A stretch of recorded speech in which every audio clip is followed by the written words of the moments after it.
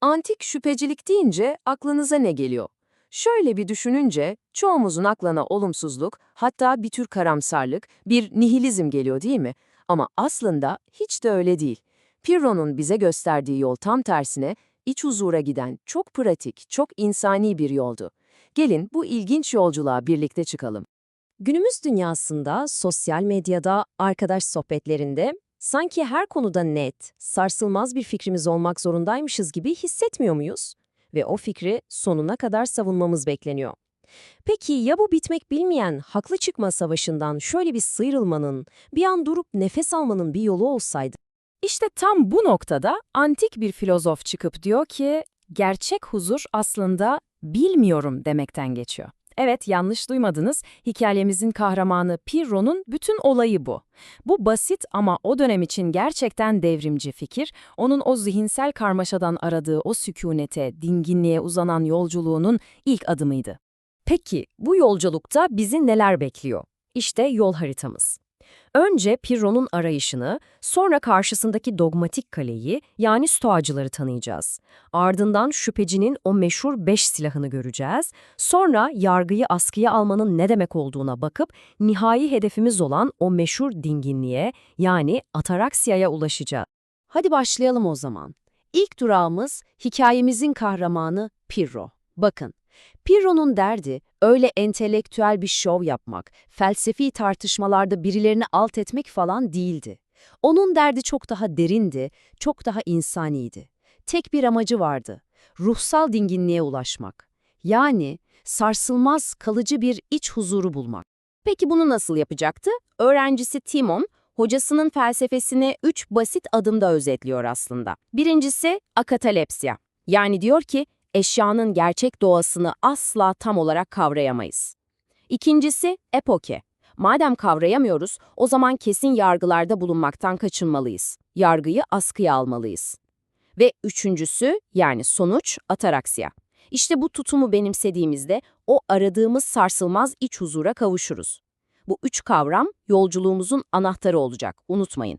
Her kahramanın bir de karşısında duran bir dev vardır değil mi? İşte Pirro'nun arayışındaki en büyük engel o dönemin en popüler, en kendinden emin felsefesiydi, Stoacılık. Stoacılar Pirro'nun tam tersine kesinliğin mümkün olduğuna, hatta ona ulaşılabileceğine yürekten inanıyorlardı. Stoacıların mantığı aslında oldukça basit. Diyorlar ki zihin boş bir sayfa gibidir ve yaşadıklarımız, deneyimlerimiz bu sayfaya izler bırakır. Yani onlara göre her şey duyularımızla başlar. Gördüklerimiz, duyduklarımız zihnimizde izlenimler yaratır. Eğer bu izlenimleri doğru bir şekilde analiz edersek gerçeğin kendisine ulaşmamamız için hiçbir sebep yoktur. Peki Stoacıların bilgiye giden yolu tam olarak nasıl işliyor? Şöyle. Önce bir görünüş var, yani bir duyu izlenimi. Sonra siz bu izlenimi bilinçli olarak onaylıyorsunuz. Ama işin sırrı üçüncü adımda, kavrayış. Stoacılara göre bazı izlenimler o kadar net, o kadar canlıdır ki sahte olmaları mümkün değildir. İşte buna kavrayıcı izlenim diyorlar. Eğer sadece ve sadece bu türden şüpheye hiç yer bırakmayan izlenimleri onaylarsak, işte o zaman yanılmaz, kesin bilgiye ulaşmış oluruz. Ve işte iki felsefenin kafa kafaya geldiği yer tam olarak burası. Bir tarafta Stoacılar var, insan aklı gerçeği mükemmel bir şekilde kavrayabilir diyorlar. Diğer tarafta da şüpheciler. Durun bir dakika diyorlar, bu kanıtlanmış bir gerçek değil ki, bu sadece sizin dogmatik bir varsayımınız.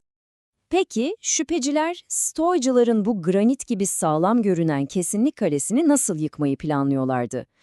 İşte şimdi arayışımızın en heyecanlı kısımlarından birine geliyoruz. Karşınızda her türlü bilgi iddiasını yerle bir etmek için tasarlanmış o efsanevi araçlar. Agrippa'nın 5 yolu. Şüphecilerin ilk hamlesi çok zekice.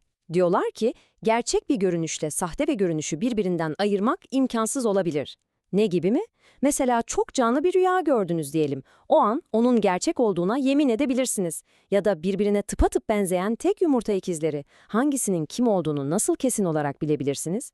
Eğer zihnimiz bu kadar kolay kanabiliyorsa, Stoacıların o meşhur kavrayıcı izlenimine nasıl %100 güvenebiliriz ki? Gelelim Agrippa'nın ilk tuzağına. Anlaşmazlık. Çok basit. Etrafınıza bir bakın. En basit konularda bile. Felsefede, siyasette, sanatta. Herkes farklı bir şey söylüyor, sürekli bir tartışma hali var. Şimdi bu işin uzmanları bile kendi aralarında anlaşamıyorsa biz sıradan insanlar hangisinin doğru olduğuna nasıl karar vereceğiz? İkinci yol, sonsuz gerileme. Bu da müthiş bir argüman. Hani küçük çocuklar sürekli neden diye sorar ya, onun gibi. Bir iddiada bulundunuz, karşınızdaki sordu, nereden biliyorsun? Siz bir kanıt sundunuz, o da sordu, peki o kanıtın doğru olduğunu nereden biliyorsun? Bu sorular sonsuza kadar gider. Yani asla o ilk, sarsılmaz temel bir gerekçeye ulaşamazsınız. Ayaklarınız hep boşlukta kalır. Üçüncü yol, görelilik. Bu da hepimizin deneyimlediği bir şey. Aynı bal, siz sağlıklıyken başka, hastayken başka bir tat verir. Uzaktan baktığınızda kare görünen bir kule, yanına gidince yuvarlak çıkabilir. Peki balın gerçek tadı, kulenin gerçek şekli hangisi? Gördüğünüz gibi her şey gözlemciye ve koşullara göre değişiyor. Tarafsız, mutlak bir bakış açısı diye bir şey yok gibi. Peki, o sonsuz neden sorusundan nasıl kurtulursunuz? İşte dördüncü yol burada devreye giriyor. Hipotez. Dogmatikler, yani bir şeye kesin inananlar, bir noktada tıkanınca ne yapıyorlar biliyor musunuz? Bu böyle çünkü öyle diyorlar. Yani kanıt sunmak yerine bir şeyi kanıtsız bir şekilde doğru kabul ediyorlar. Ama bu bir argüman kazanmak değil, oyundan kaçmaktır aslında. Ve geldik son 5. yola, kısır döngü. Bu da en sık yapılan mantık hatalarından biridir. Bir iddiayı kanıtlamak için yine iddianın kendisini kanıt olarak sunmak. A doğrudur çünkü A doğrudur demek gibi bir şey.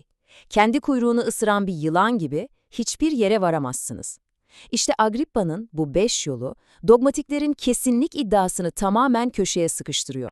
Tüm bu yollardan geçtikten sonra, bu mantıksal labirentin içinde dolandıktan sonra insan durup peki şimdi ne olacak diyor. İşte Agrippa'nın bu 5 argümanı bizi kaçınılmaz bir sonuca, Pirro'nun arayışındaki o büyük aydınlanma anına getiriyor. Bütün bu çıkmaz sokaklardan sonra alınabilecek tek bir mantıklı tavır kalıyor. Ve o tavırın adı epoke. Yani yargıyı askıya almak. Bakın bu çok önemli. Bu hiçbir şey doğru değildir demek değil. Bu bir inkar değil. Bu elimdeki verilerle bir sonuca varamıyorum, bu yüzden şimdilik bir karar vermiyorum demektir. Bu bir entelektüel denge hali, bir yenilgi değil, tam tersine sonuna kadar götürülmüş bir akıl yürütmenin getirdiği en dürüst nokta. İşte bu nokta bizi en başa, Pirro'nun asıl derdine geri getiriyor. Hatırlıyor musunuz? Onun amacı huzur bulmaktı.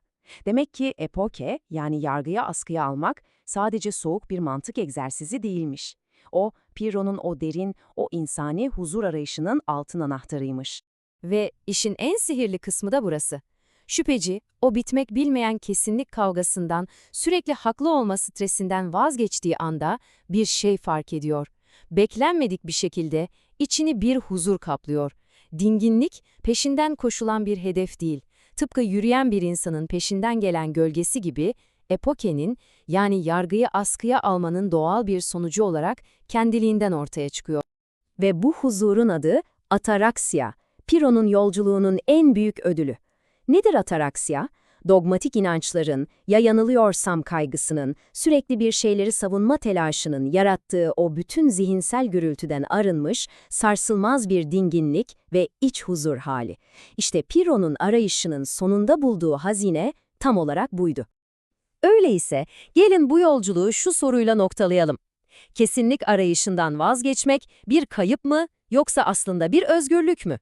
Her konuda anında bir fikrimiz olması beklenen bu hızlı dünyamızda belki de Pirro'nun fısıldadığı gibi ara sıra durup bilmiyorum diyebilmenin o eşsiz bilgeliği aradığımız o huzura giden en kestirme yoldur. Ne dersiniz?